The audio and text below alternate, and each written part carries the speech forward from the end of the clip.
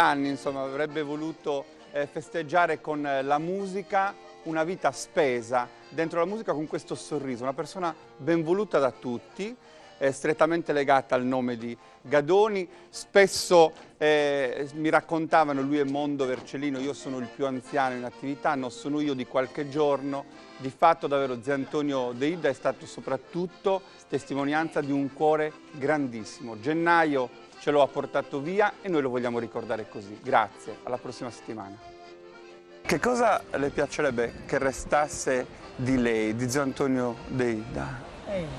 Perché cosa vorrebbe essere ricordato un domani lontano? Di me dovevano rimanere che cosa, ma non so dire che cosa poteva rimanere di me.